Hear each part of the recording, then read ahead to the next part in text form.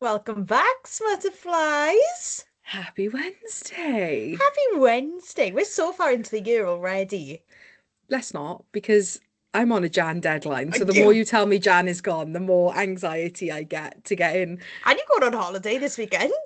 I'm only away for one night, and I know this is really bad. I haven't told my husband yet, but I am planning to write while I'm away. No. I'm.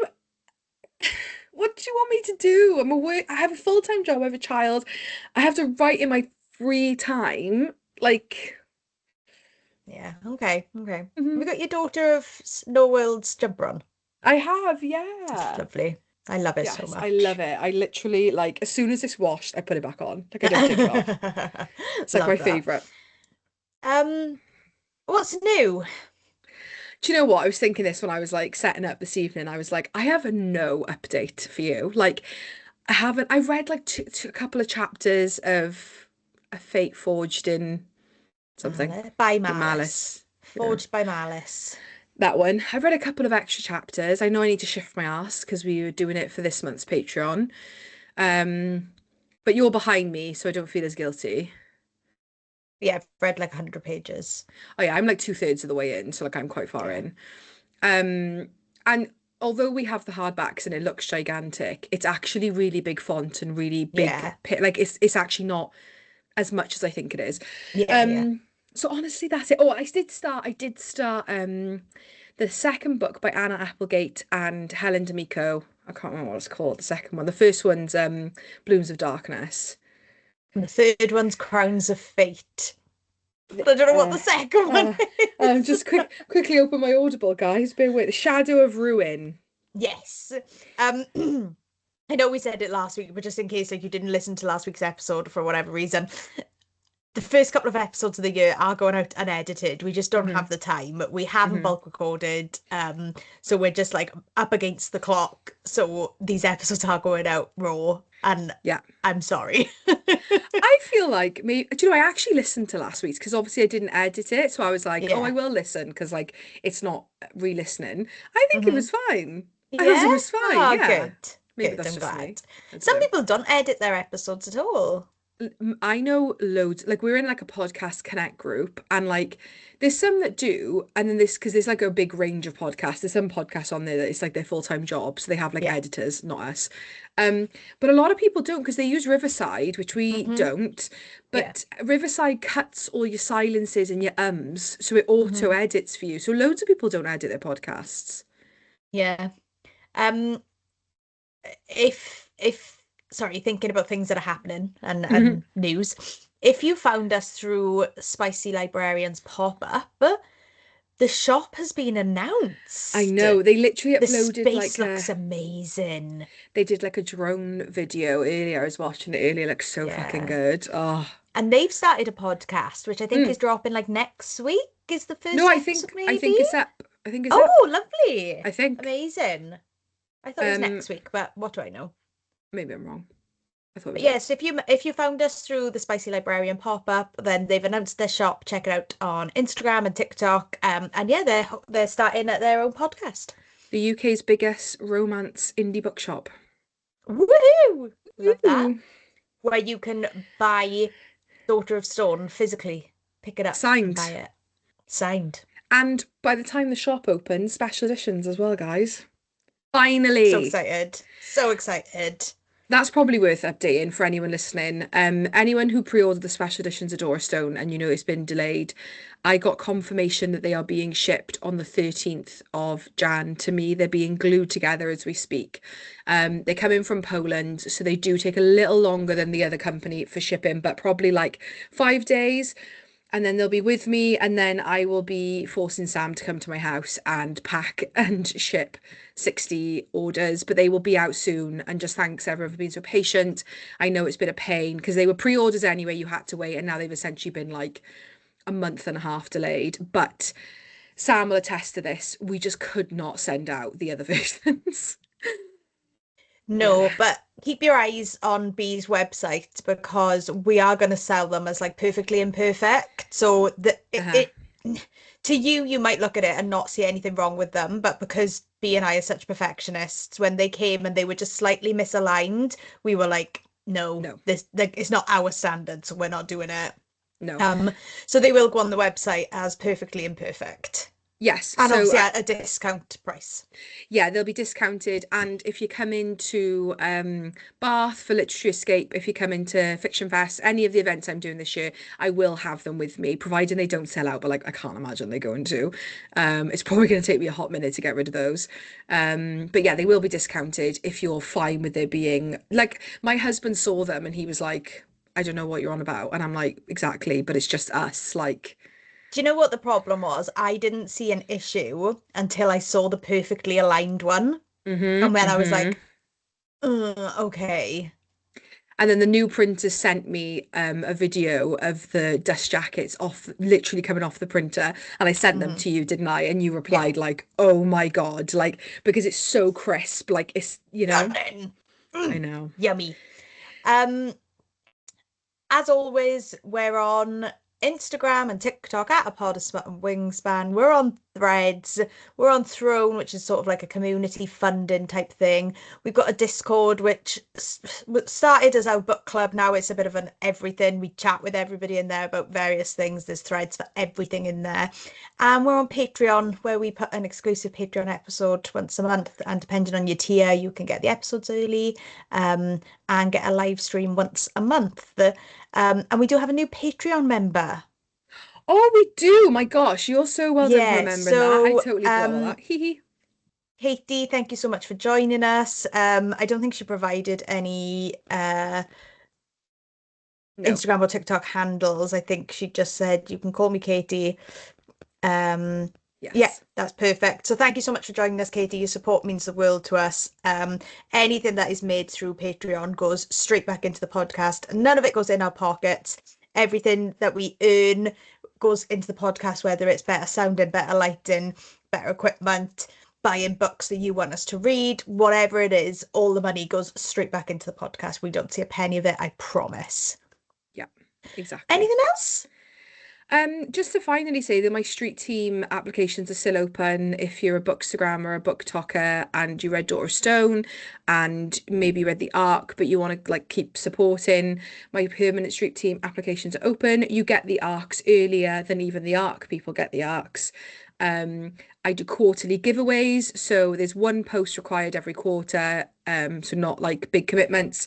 And if you do the post, you get entered into a giveaway every quarter. It's been things like signed arcs, signed paperbacks, goodies, loads of different stuff. And applications are open still, and the link is in my link tree. Ew. Um, we didn't do what I was reading, sorry. No, we Um, didn't. so I finished Crowns of Fate by Anna Applegate and Helen D'Amico. How was it? The sobs I sobbed, Yikes. Oh they know no. how to like pull your fucking heart out. Oh I no. and like hats off to them because the writing is phenomenal and book three like really ramps up a level and yeah, it was great. Eek. So, since finishing Crowns of Fate, I've started Forged by Malice by Yeah. Elizabeth Helen, which is book three in Bonded by Thorns, which is our next Patreon read.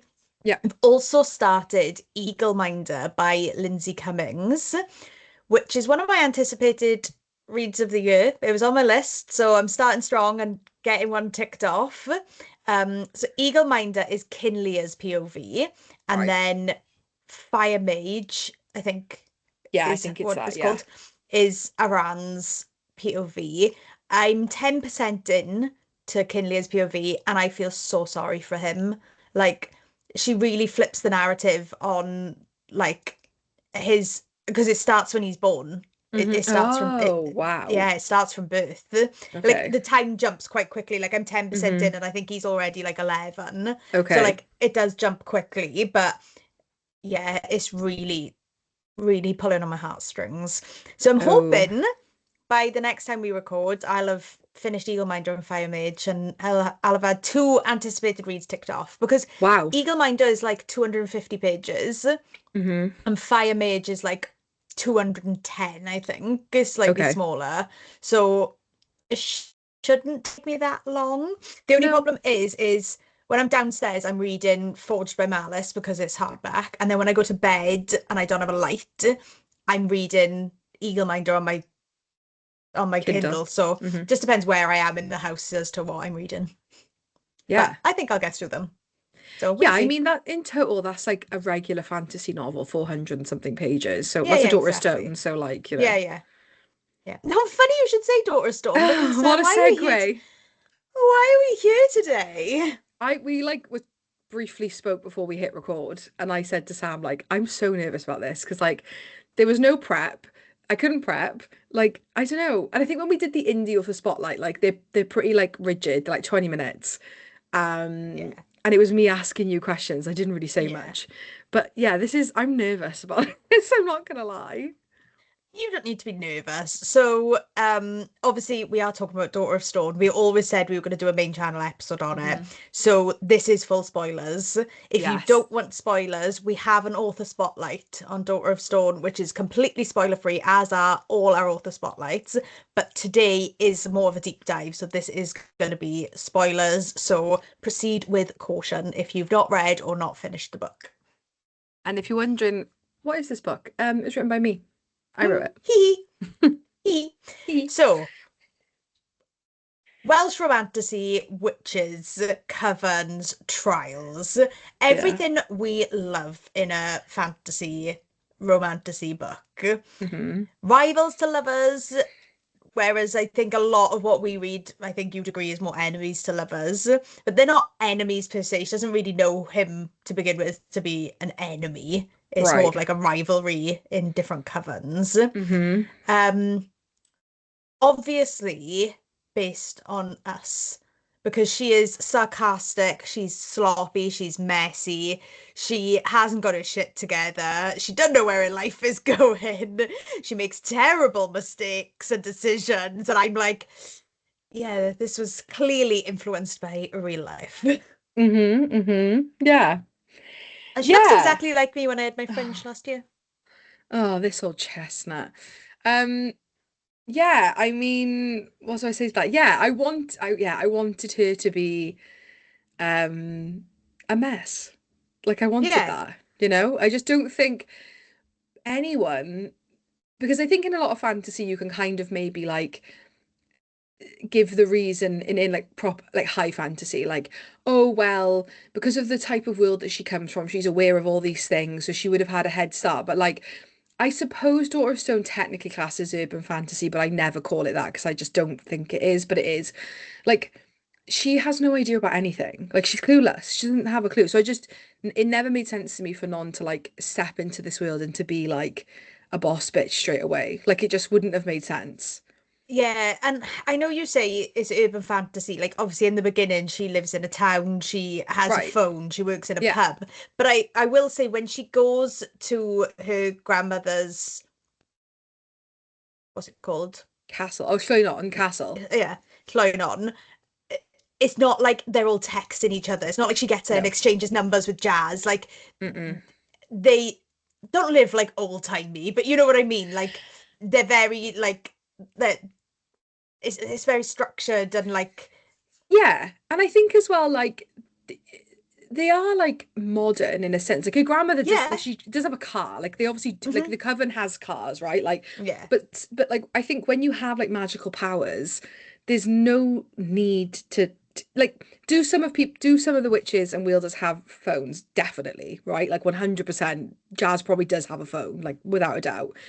But like again, not to give too much away because I'm just thinking of book two and I'm trying not to give too much away, but like Hmm. there's a lot of traveling in book two, right? Hmm. And like, would it make sense to drive? Yeah, but like they probably don't know how to drive. Where are they gonna get a car from when you can just use summoning circles and magic and get there like just as Hmm. quickly? So yeah, Yeah, no, and I do think like even though it's written like in like modern times, they are still like a step away from like civilization, so to speak, in the way that they live, yeah, I would say, because like humans don't know that there's witches like no, roaming around Wales, so mm-mm, like they've got to be like more like like if they were online and had an online presence, then humans would find them and they'd be right. like, what the fuck is this person doing in their video with like sparks coming out their fingers?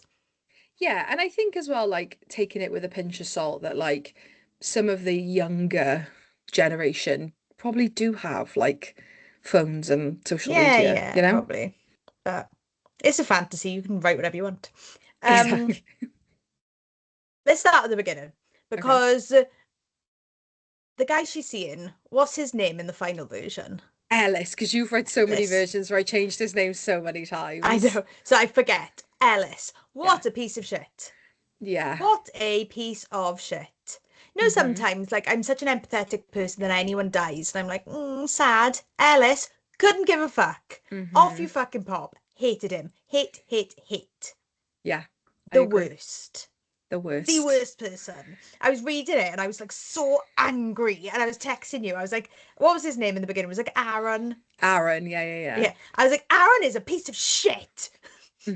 The reason why I changed it was Aaron and Aaron typed out, only one letter difference. And I was like, it's too similar. Like it's Yeah. gotta change. Yeah. No, I like Alice. I quite like the name Alice. I know, it's a shame. Honestly, like Yeah. I have to keep some names when I Google Welsh names because I'm like, no, I quite like that name, so I don't want to like Yeah. ruin it for myself, you know? Like, oh, that bitch. Yeah. Like Saren. Is that her name? Yeah. Yeah. Saren. Your Yeah, yeah, yeah. cousin. She's a fucking bitch as well. There's a lot of characters in this book that are bitches. Absolutely. Granny Yeah. Bron being one. Yeah. Yep, yep, yep. I like I kind of like I didn't I feel like well I'd already written Daughter of Stone when we did this interview, so I obviously couldn't have like been inspired by Daniel Jensen necessarily. But I don't know Yeah. if you remember when we interviewed Daniel Jensen and she said like I like writing characters that are like not evil but like are like annoying and like test and confront the main character, but they're not the villain. You know what I mean? Yeah, Like, yeah. and yeah, that's what I feel like. That's why I quite like writing people that are not very nice because I think like Yeah. yeah, they're not the baddie. Yeah, yeah. Like Saren's not the big bad, but she's just a fucking No. bitch. And I suppose Cleachy to an Mm, extent. Like, absolutely. did I say her name right? 'Cause what was I calling her before? I don't remember shaky, but yeah, that was pretty close. Yeah. Cleachy. Yeah, I think I was calling like Luku or something Yeah, before, and you Luku. were Yeah, like, "Can no, it you was shut yeah, the fuck up?" yeah, yeah. I was like, "Hee hee, sorry." But yeah, Um, she's kind of like on the, you know, for most of this, quote unquote, the like good side or like the mhm. side non thinks is good, and she's got a fucking chip on her shoulder. I mean, wouldn't you? Yeah, I mean, Yeah, Shaky's the she's first justified. character. Shaky's the first character none ever meets, like right at the Yeah, beginning, you know. But yeah, she is justified, but she's yeah, yeah. yeah. So let's talk about our big water wielding daddy Dylan, Mm-hmm. because he is hot. Yeah, He is like Viking hot. yeah. I He's always got say long like, hair. He's got like his axy thing. yeah, He can soak you with water and do other things with water. Like, yeah. I mean, he's he's a like, dream. yeah, he's. Do you know what? Sorry, I'm adding these like commentaries. I don't know if this is what you want. I'm just giving Yeah, like a bit I of like do. insight into it.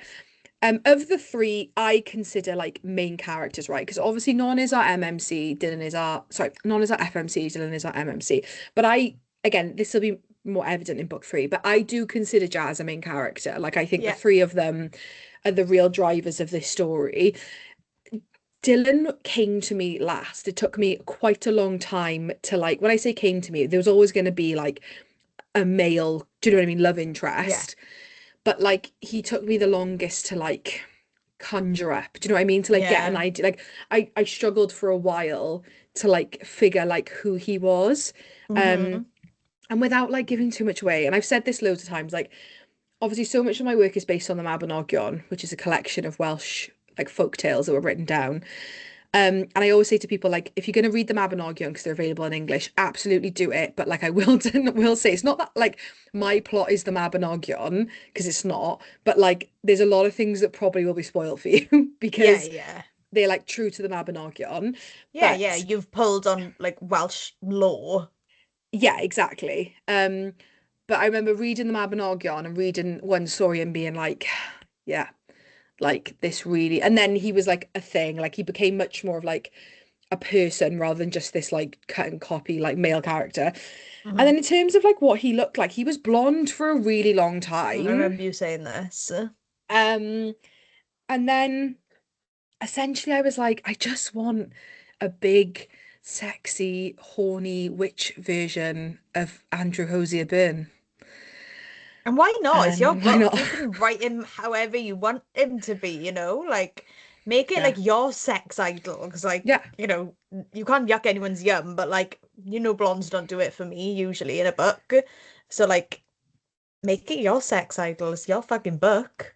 I just felt like, I mean, I have like, it's not just that like Hosier is my one and only. Like, I find a lot, it's not just him, but I just felt like that fit the world and the character. And then when all of those things kind of like came Yeah. together, it was like, oh, like, yes, Yeah. Like, I've this got a is it. concept of this character now.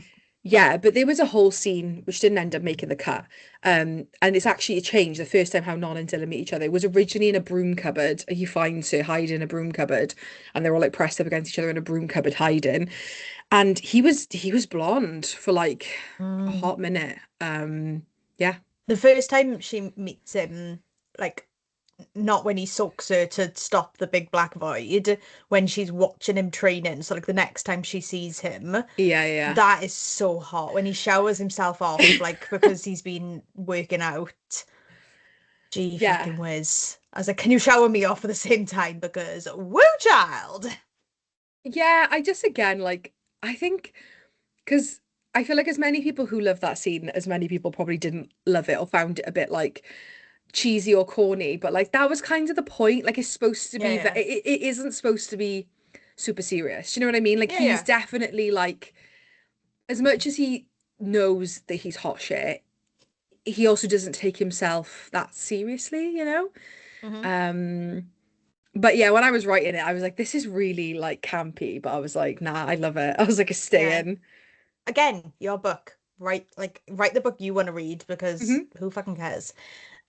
To go back, sorry, just like Hmm. jumping back to something you said. You said you read a specific story in the Mabinogion that like sparked like Dylan in your head. Hmm. Is that something that you did like to prepare for writing a Welsh fantasy book? Was not like research the Mabinogion, but like reread it to refresh yourself? Yeah, definitely. I mean, I don't think I'd ever read before starting drafting Door of Stone. I'd read a lot of the Mabinogion, but not the whole thing beginning to end, because it is Hmm. essentially like, it's getting really nerdy. It's an amalgamation of stories that actually weren't really supposed to be put together. There's the White Book of Rutherch, there's the Black Book of Hergest, which is my family name. How weird is that?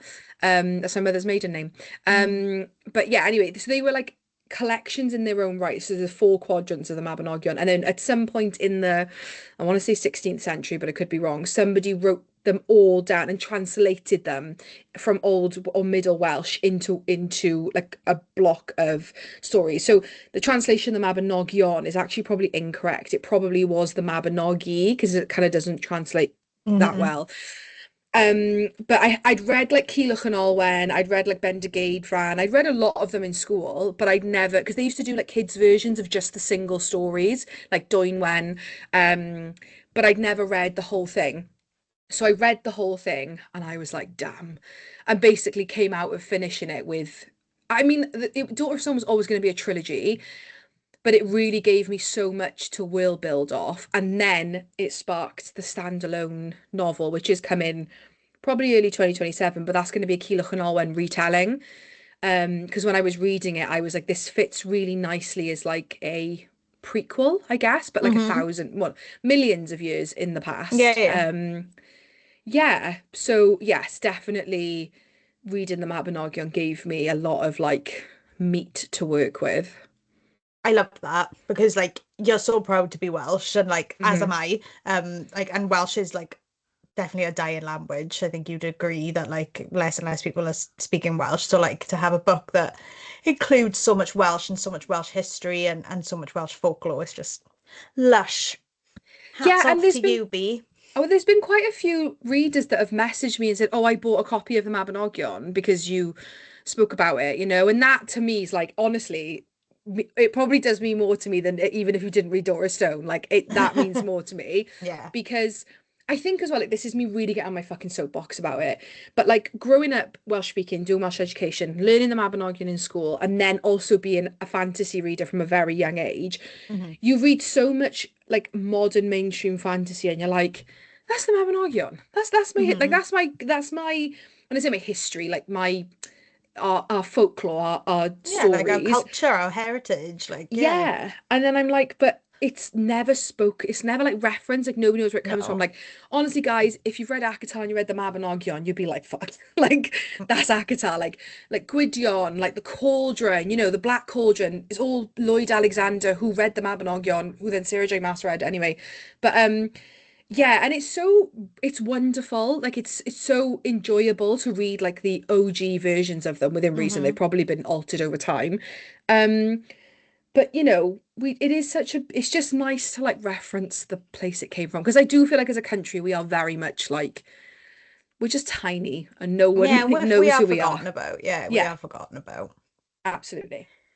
So, jumping ahead to the trial, sorry, because we did get questions in from people, so I want Okay, to give enough time to ask you some of their questions as well. I don't think we'll get through them all, but we'll that's fine. try. So, jumping ahead to the trials, obviously, we then start to see some like mythical creatures from like Welsh history and folklore, Hmm. like the Mary Clwyd. Hmm. How did you decide? Because obviously, there's hundreds of stories with like Oh yeah. mythical creatures and things like dragons are a huge thing in Wales. It's on our flag. So how did you decide like what you were going to use in the trials and what were going to be sort of the Welsh mythical creatures that you used? Oh, that's such a good question. I probably had 16,000 Wikipedia tabs open. Because like you said, there are so many mythical creatures referenced, not just in the Mabinogion, in Welsh like folklore. A really phenomenal, I don't know if they are Welsh, but an artist called Rowan Ellis, I think their name is, has like an illustrated book of like Welsh creatures. The Mary Lloyd one that I post all the time is from their illustration. I'm sure they've got like a map of Wales, and then on it is all the like local beasts from that. Because like even just like where we are in Swansea has like local Swansea, even like not to give away the specific towns that we're in, but the towns that we live in have got their Wow. own, like where I am and by an estuary, there's one for the estuary, specifically this estuary, like I Wales is love that. ancient, ancient, Hmm. ancient, ancient, and full of like fairy tales. So I essentially just like had a million tabs open and then I had to drill it down into, well, two, because I didn't want the third one I didn't want it to be too like repetitive, Yeah, yeah, yeah, yeah. Um, and when I was out, I didn't do dragon purely because I felt like it'd be expected, because it was Hmm. Wales. And not that I'm saying it's an easy out, but I was like, and it isn't going to say that isn't going to feature at some point, but just Hmm. not right now. Yeah, yeah. Um, but I wanted there to be like a setup to the trials, not just like three random trials or why are you choosing Yeah. that? And I don't know where, but I just came up with beast, blood, and bone. I liked the Hmm. alliteration. It was cool. It was a three, and I was like six sold. So beast, I was like, right, I need to pick a beast. And there was loads in the run-in, like there's so many. Hmm. One that I really wanted was called a calf palgi, which is basically a giant cat, basically. Huge. But I came with the Avank, which is like a beaver crocodile hybrid. I don't know, it just kind of stuck with me. And then I think when I was thinking about setting it being like a swampy, marshy, sort of creepy, like I really like that idea. Yeah, yeah. Um, and I wanted it to be something that like I hadn't read before. Like, you know, I'm not that I'm, but like werewolves are very done, like, Hmm. giant cats, lions, things like that are very done. But I kind of like the idea of a beaver, because it's a bit weird. And I was like, oh, Yeah, yeah, sick of yeah. a killer beaver. The Mary Lloyd, where did that come from? Honestly, I don't know. I was like bone, and I was like, well, the Mary Lloyd is a Welsh tradition, but it's not evil in Wales. It's a very like happy, positive, celebratory thing, I know, but even it's though it's fucking terrifying. it is. So for anyone that hasn't read Dorson and doesn't know what Mary Lloyd is, essentially it's a Yule tradition, because it wouldn't have been Christmas way back then, where you get the skull of a horse and you put it on a stick and you dress it up in like ribbons and you put some fake eyes in, and somebody wears a sheet and like walks it house to house like knocking on doors, and you give it money. It's creepy as fuck. Like It it's so, is. but it's a kids thing. Like we used to do it in school. Like I say not with a horse head, but I think it probably was.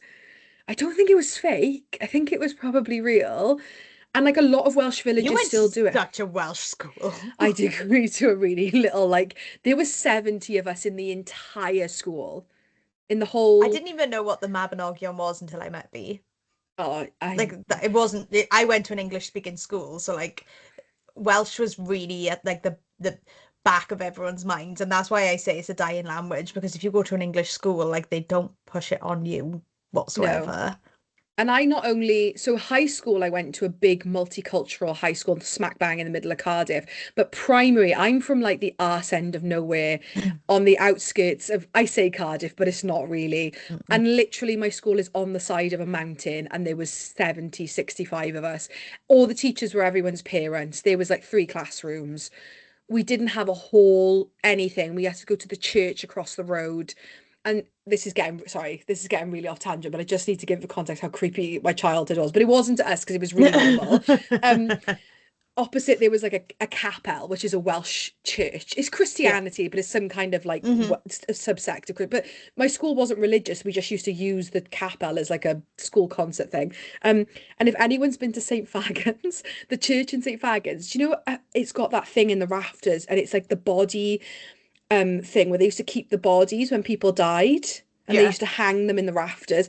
That's what my capel used to have. Obviously, they didn't use it, but it was still there, like up in the rafters. It was like a body hanging thingy, cage. I don't know if that's the word.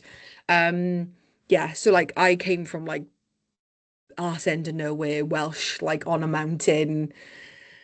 You know, at a shocker. I love fairy tales then because Yeah. I used to think I could see fairies in the woods. So yeah, so the Mabinogion were very much, and in high school as well, but were very much a thing um in school. And I was like a fantasy lover and a nerd, like it just ticked all the boxes for me. Like Yeah. Yeah. maybe some of the people who went to my school or like high school were like, I don't remember like Yeah. any of that. And I'm like, well, I It do. happened. I didn't dream it. Like we literally were like, because my sister recently moved to the US, we were literally clearing out my sister's stuff recently and like all our stuff in my mum's house. And we found all the kids' versions, the illustrative versions of the Mabinogion. They're still in my Oh, mum's. They're all I still hope you've there. kept them. Yeah, we have kept them. Yeah, yeah, for my daughter. Yeah. Yeah. Um, yeah. So and then the Love fine, that. sorry, that was a tangent. The final trial, I just didn't want to do another like Yeah. animal. Yeah. Hmm. Um, the inspiration, sorry, of the Mary Lloyd was like, in Mario, dry bones. That was kind of Basically, like you were watching your husband play the Switch and you were like, yeah. Well, alarm I just bells going off. because I'm I was like, ready. what about the Mary Lloyd? It's got to be like, something about it. It can't just be Yeah. a possessed horse. I was like, oh, I love the idea of like, even if we hit it with something, it just sort of like, blah, blah, blah, like comes Yeah. back to life, because it's not like a tangible being. Anyway, and Yeah. then the Yeah. final trial, um, I wanted there to be, I wanted there to be a resolution with Ellis. I needed to bring him in some Yeah. Yeah. way. Um, so I was like, how am I going to get him into a trial? And I thought, well, if I do like family members, like a scavenger hunt, essentially, they've got to go find their family member or Hmm. loved one. Yeah. Sorry, Yeah. not family member. And I kind of like that it wasn't overcomplicated. Do you know what I mean? Like it's quite simple. Like it sounds super Yeah. simple compared to the other two, but then actually Yeah. Yeah. not It's not quite very, cutthroat. Yeah. because Yeah. they people are just trying to kill each other's loved ones. Mm. Um, and his demise was a lot bloodier than it ended up being. But it originally was that he gets decapitated and Non carries his head back to the Cyngor Blaen and throws his head at the feet of the Cyngor Blaen's like, here you fucking are. Yeah. But it felt a bit out of pocket for her because like Yeah. she's just like a regular girl 2 weeks ago. Is Yeah. she Yeah. really Yeah. gonna like pick up a bloodied head and run with it and throw it? And that Like, was from like, ugh. yeah, like eventually maybe, Yeah. but Yeah. like in 2 weeks, like nah. Yeah.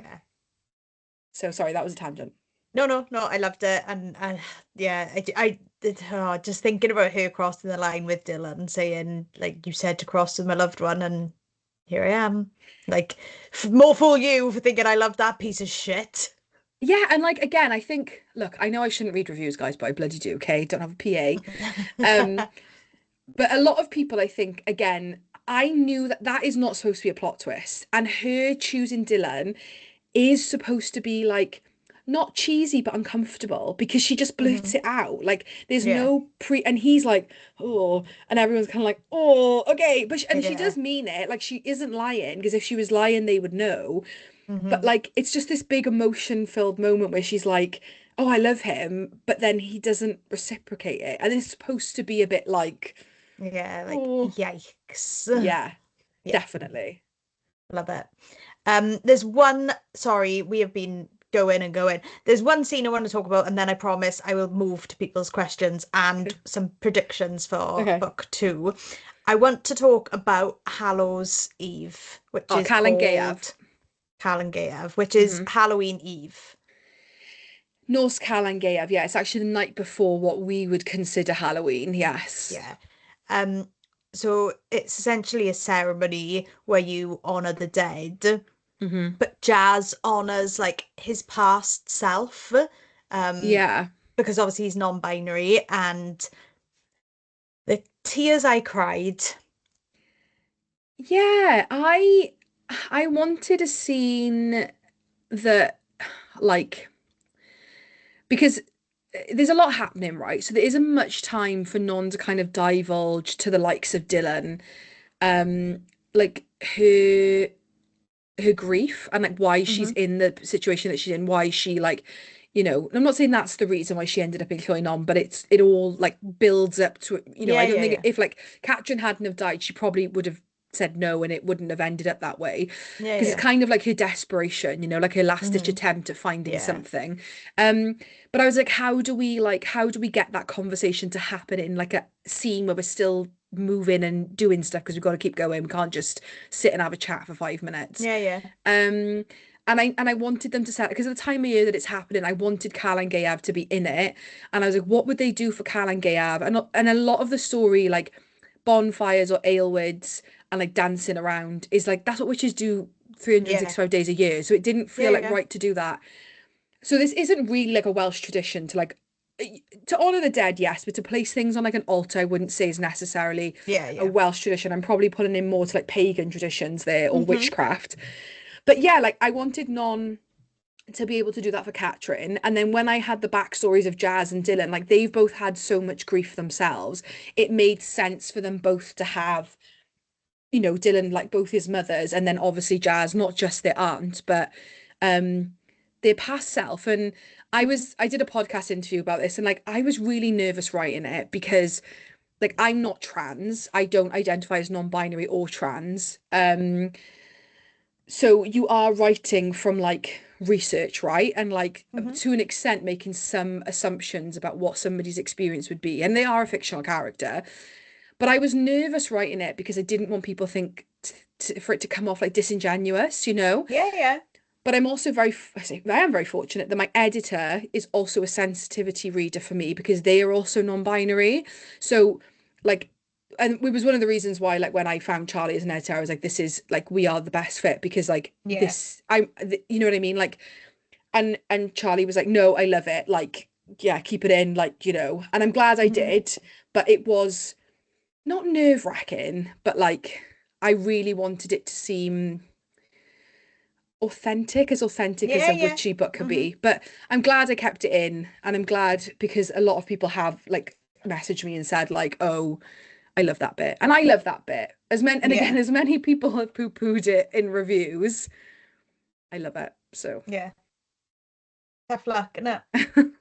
Are you ready for some questions I from am. readers? I am. Okay, so Luce's Book Nook, Mm-hmm. these are all Instagram handles, Mm-hmm. said, what is one thing you would tell the bee at the start of the Daughter of Stone writing process?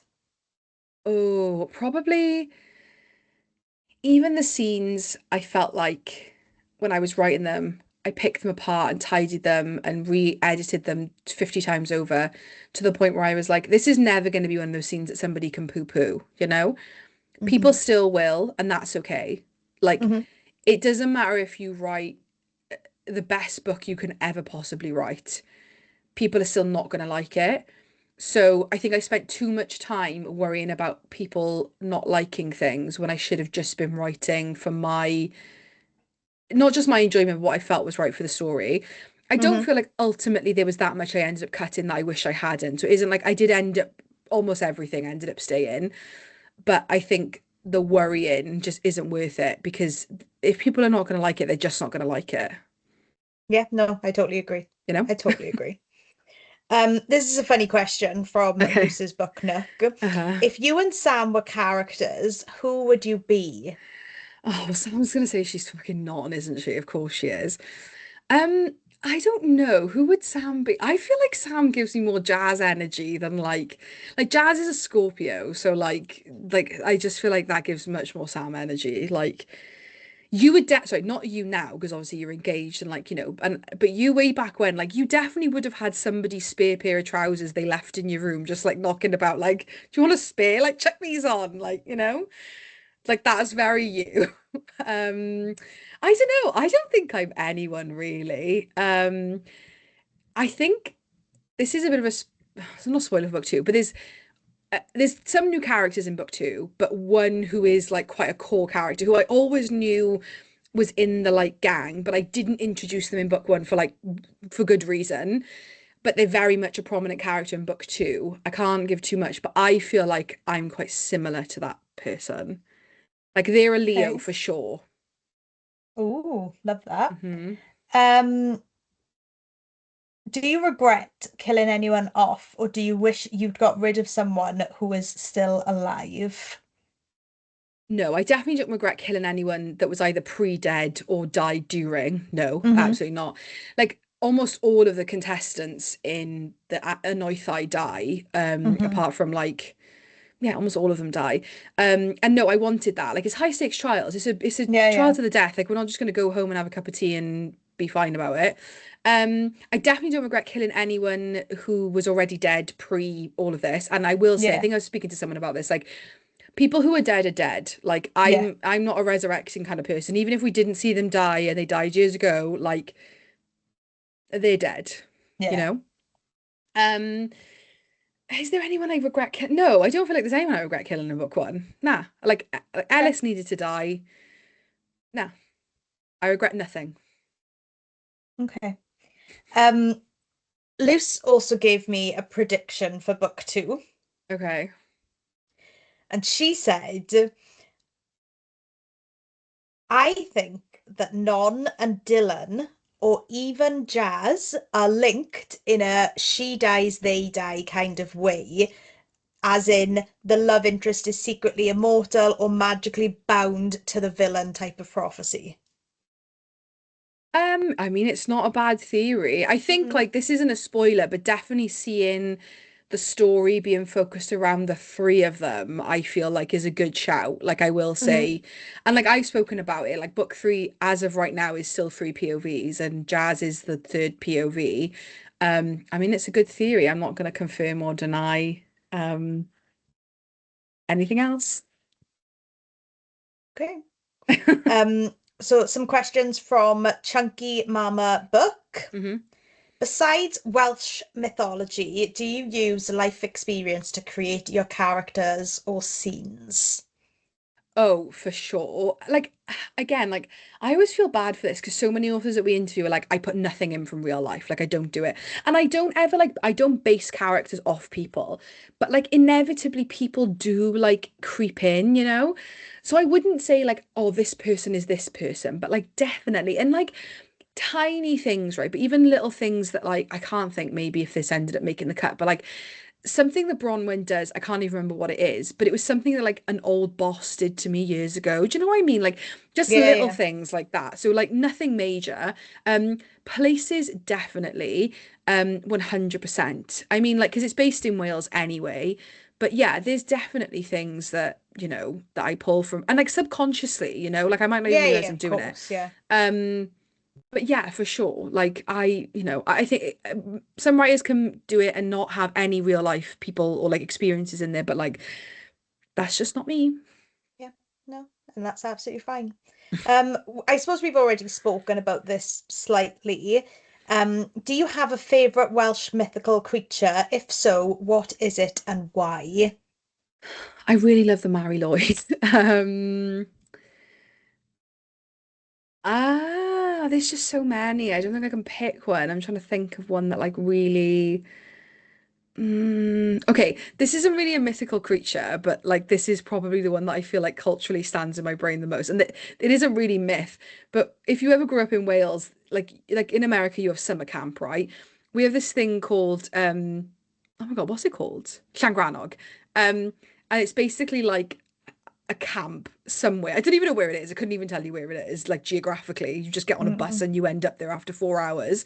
Um, but it's like an outdoor, like week camp that you go with school and you sleep in dorms with your friends and you do like, horse riding and crap like that. Rock climbing, yeah, Yeah, kayaking, sure. yeah. And they have a disco and, you're necking your boyfriend in the dark in the corner, like that kind of vibe. Did you used to do talent shows when you went? I feel like maybe one year we did do a talent Yeah, show. Yeah, we that did a rings a talent bell. show. Um, but you all like eat in like a big mess hall and that kind of thing. But there's like a ghost of Llangrannog called the Black Nun, which like I don't know what the I don't know if there's any like story behind it, but she like haunts the what are they called? Like the what did I just say? Not the barracks, like the um The where you sleep. dorms, Yeah, the the dorms. The barracks. barracks. Like we're in fucking Basquiat. Um, the We've all gone dorms. to war. What did you do in primary school? They sent us to war. Went to Clongrannog to train to fight. Yeah, and I feel like like the Black Nun is such a like. I feel like to any teen adult in Wales who grew up in Wales, if you said the Black Nun, Yeah, they'd be like, I know the trying to Black find Nun. out where it came from. Yeah, I don't. Do you know what? This is really me reaching into my brain. Potentially, there might have been some kind of like, I don't know, like they maybe used to be a nunnery nearby or something. Like, I don't know if I'm just pulling that. So it's a popular spooky urban legend told to the children at the I don't know how to say it, Earth, URDD, Earth's Earth, yeah, Outdoor Activity Centre in Llangrannog, Wales, about a yeah. ghostly nun who haunts the dorms, punishing children that are out of bed or even stealing their eyes. So I think it was like to get the kids to go to bed and stay in bed, like, and Hmm. not be up after hours. So it says she searches for children out of bed. She might tie their tongues so they can't scream, or in darker tales, harm them and steal their eyes. And this is what I mean, guys, about when you grew up in Wales, you grew up fucking spooky. Like this is just the Yeah. lives that we were living. And like Sam had this, like this isn't just me, like Yeah, sorry, yeah, like everyone Llangrannog went to is a thing, Llangrannog, yeah. yeah. Um, Although they don't go that far anymore, do they? They go to the one that's in Portainan. is it Glanllyn? No, what's it No, called? I don't know. Glanllyn is the what is the outdoor like water one, and Llangranog's the other one. I just get picked up from Llangrannog once, halfway through. Um, oh, Because I Bolver took. House, T Bolver. Oh, I've never heard of that one. Huh. That's what it is now. That's what Okay. all my nieces and nephews have done. They don't do Llangrannog anymore. Where's Llangrannog? Ceredigion. Oh, it's really. Okay. Yeah, like Yeah. Newquay. So I feel like if I had to, she doesn't really class as one, but I'm saying she is the Black Nun. Like she's Yeah, iconic. Like I feel like you speak to anyone of our age in Wales and they know the Black Nun. yeah, I agree. Hmm. Um, Red reads fantasy. Hmm. Um, she gave you a snog, marry, kill. Oh, love it. Yeah. Wed bed So behead. is Granny Bronwyn, Hmm. Ale Clue, or Isle, I'll show. Yeah. Sure. yeah, or the Penawr. Or Penarr Eidon. Oh, fuck. I'd probably snog Bron. I'd marry I'll show and I'd Aeron. Good Yeah. choice. Also Red reads fantasy. Who is your favorite main character? It's really hard. They're all I have favorites for different reasons. Like obviously, like of course Non, like there's so much of her that like resonates. She's so fucking like not even fearless because I do feel like she's fearful, but like she's just so unapologetically herself, Yeah, like yeah. um I love Dylan because he's just like confident and hot and but if I really had to pick a favorite, it's probably Jazz. Like, but I think Yeah, because they just like I just never intended for them to I always intended for them to be like, of course, themselves. But like I think this just because Jazz is so like free as a person and so confident, but in not always a cocky way. Like when Jazz comes on a page, I never have to stop and be like, is this really something they would say? Because yeah, like they just don't, yeah, not in like a rude way. I feel like yeah, they're yeah. actually probably a bit more keep their lips shut more than Non does.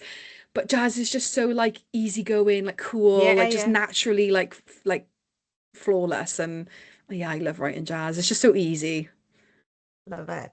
Who's your favorite side character? Ooh. I kind of love Mercy, and I know like that's hard to and because like she really doesn't have much like screen time Yeah. or much dialogue. But I think I said this before, like these people just like fucking do you remember Habbo Hotel when we were kids? Like my brain is Daughter of Stone, but Habbo Hotel, but with the characters. They just interact all day long in my brain and have conversations and live their lives.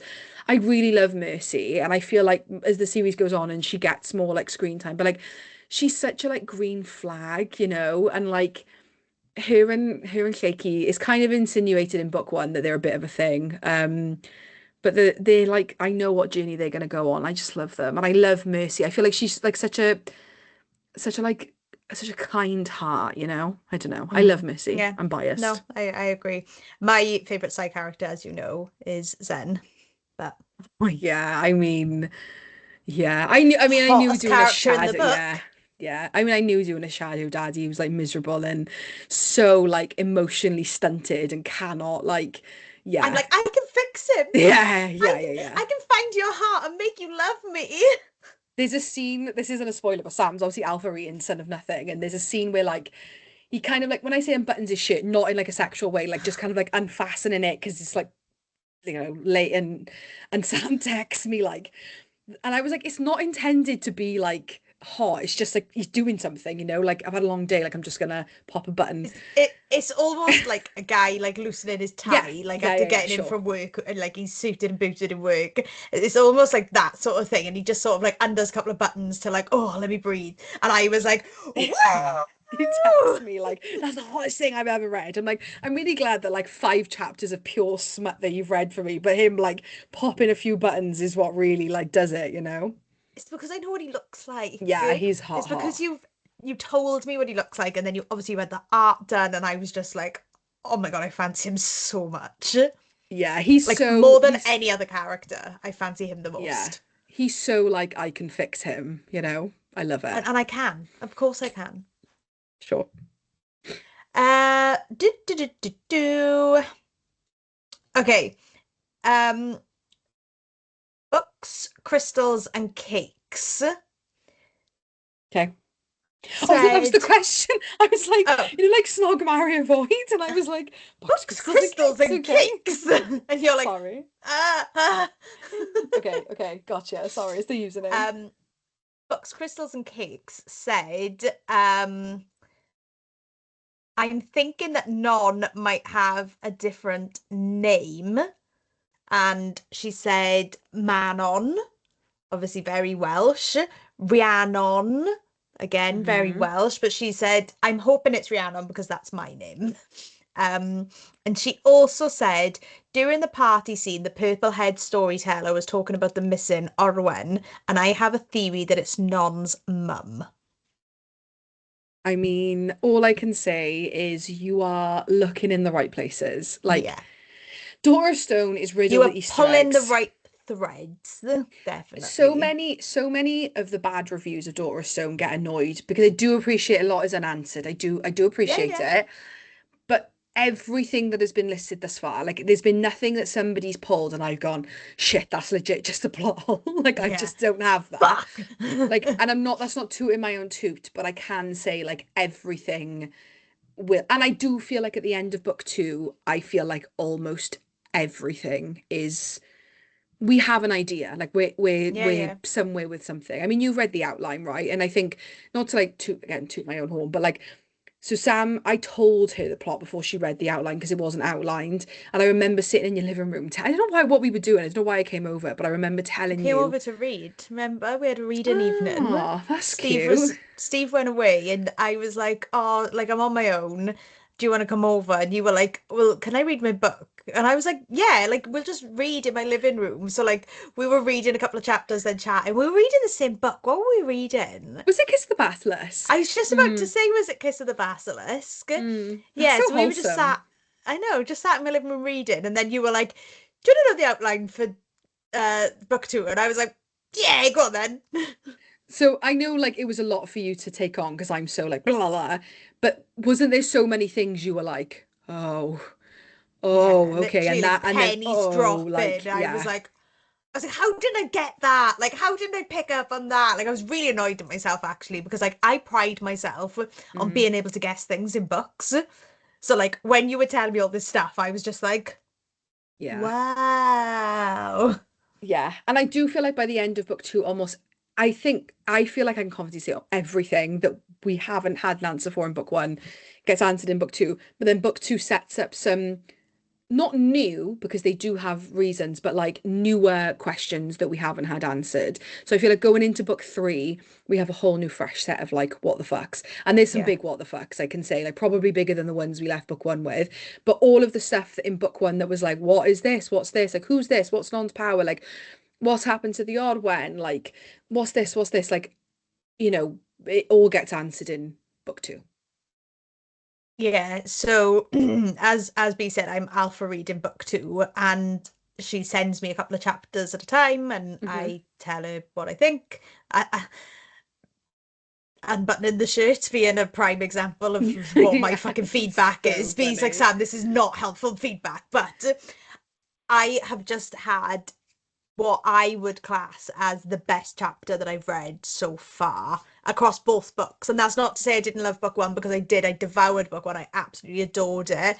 But there's a chapter that B has just written and sent me, and it blew my little tiny mind.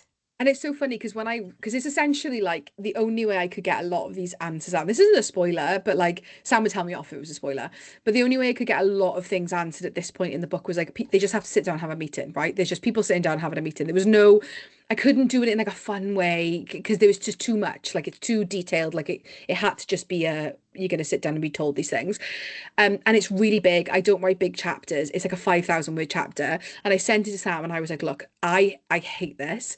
I was like, but it is what it is. I've tried to trim the fat as much as I can, but like it's just gonna have to happen this way. Every now and then you've got to do it. And then Sam replied, like, I think this is the best chapter I've ever read. And I was like, what the fuck? Like I literally hated writing it. Do you know what it was? Is there's no fluff in that chapter.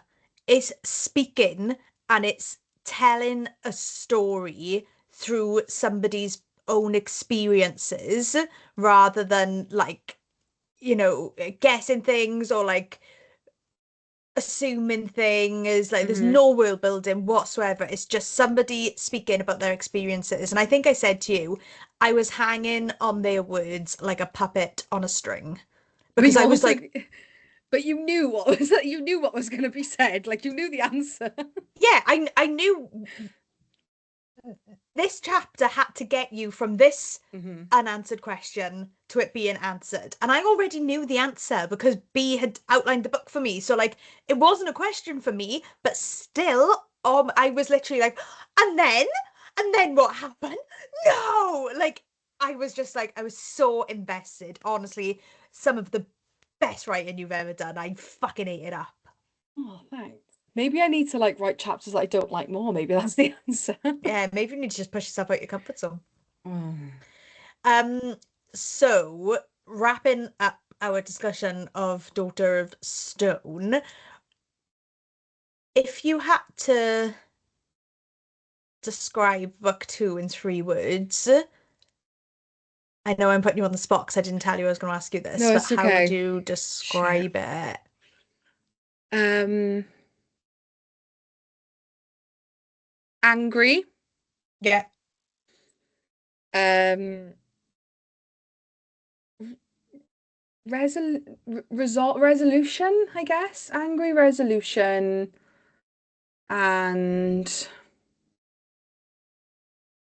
this isn't one word, but like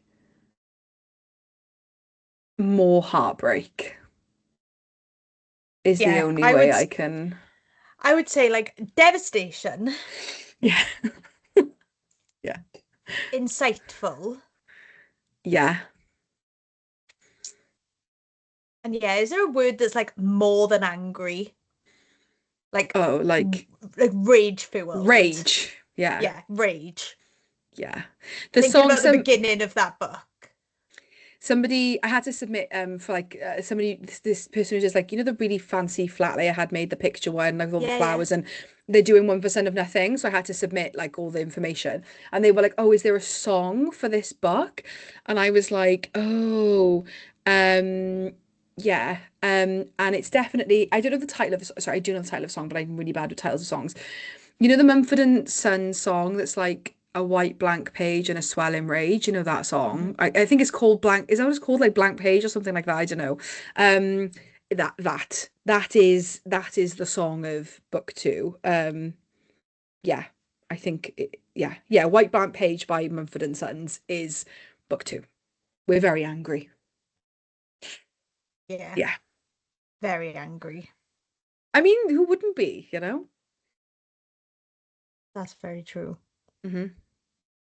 And I think some characters that like, not that you didn't expect them to be. I just really, really like everybody being a bit more. Like, I think good people do shit things, you know? So Yeah, there's some people who are not bad people, and you definitely think they're going to be like this, oh, like, you know, they're going to be like the sort of turning point for Non, and they're going to really, you know, be on her side, and they kind of aren't, but it doesn't make them a bad person. I just think good people do bad things, and I like yeah. that. Oh, absolutely. Um, I don't know if you're keeping people from book two a secret, but who do I love in book two?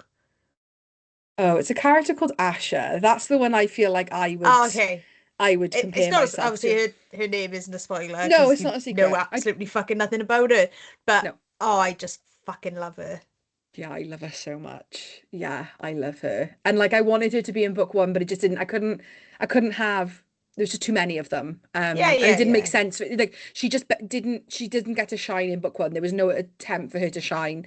And I feel like she's so crucial to book two yeah. that yeah, I love I Asha. agree. Anything else? I hope this is what I feel like. Just I feel like I'm so boring when I get nerdy on my soapbox of fucking Mabinogion and like, did you know like that there's four branches? I know, but like, how amazing to listen to an author talk about how they crafted their book and know that they're so passionate about what inspired them to write it. Because if you were like, oh yeah, I read the Mabinogion and then I just thought, oh, I might write a book that's a bit similar and pulls on it, but I don't really care. Like, nobody's gonna want to read that book, are they? Because like they're like, well, she doesn't care, so I don't fucking care. But when you're like, the Mabinogion, like if you read it start to finish, but then people are like, whoa, hang on, I want to get involved in this conversation. So like, it's not being nerdy and being on a soapbox. It's being passionate about something, and like you should be passionate about the inspirations for your book. Like if you weren't, then nobody else would be passionate about your book, would they?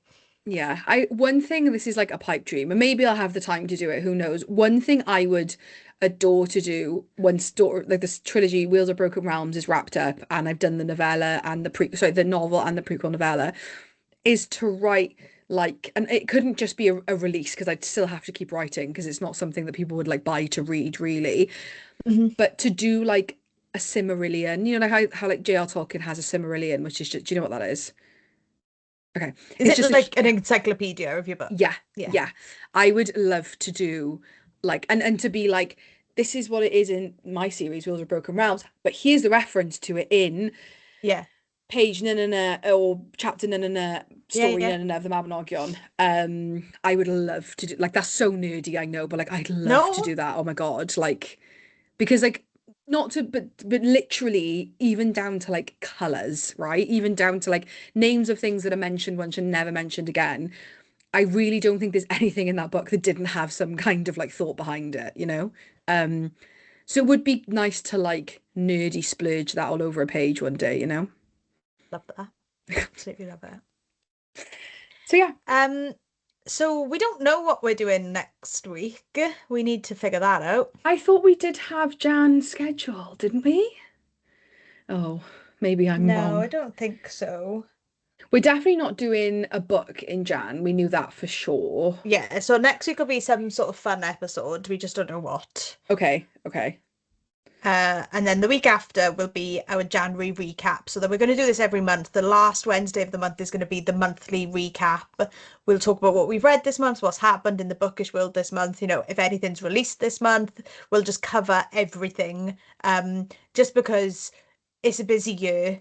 I've said this a million times, but I'm getting married and I'm going on honeymoon. So like I just don't have the time to be reading a book every week for the Mm-hmm, podcast for us mm-hmm. to talk about. And then Bee's on deadlines with writing for her book. So like we just think an end of month recap where we talk about what we've read. Like, did we like it? Did we not like it? Was it one of our anticipated reads of the year? Was it something that we just grabbed off the bookshelf? That sort of thing. And then anything that's happened in the bookish world, any new releases, just anything that's like a hot topic on Book Talk and Bookstagram. We'll just cover that in like a roundup episode of the month, and we'll do that every month. And also, it ties in really well because the end of the month episode is always our full frontal live stream. And it just means it's now going to be consistent for the full frontal guys. And Yeah, up until now, some of the guys in full frontal, because you guys are amazing, but you come and join, because it's live, you want to watch it, but it might be a book that you've not read. So you're getting it spoiled because it's full yeah, frontal. But now, because those episodes are going to be like wrap ups, spoiler free, and it works for yeah, everyone. Yes. yeah. Um, is that everything? I believe so. I hope people enjoy. I feel like that was just me being a nerd for an hour, No, but no, I think it was me being a hype girl for most of it, like talking about all my favorite parts of the book and all my favorite people. But like, you all know that I love this book and that I'm gonna cheerlead for B until I'm red in the face. So like, I'm never gonna stop. And thank you to those who submitted questions and yes. theories for book two, because it's hard for me to ask big questions because I know the answers.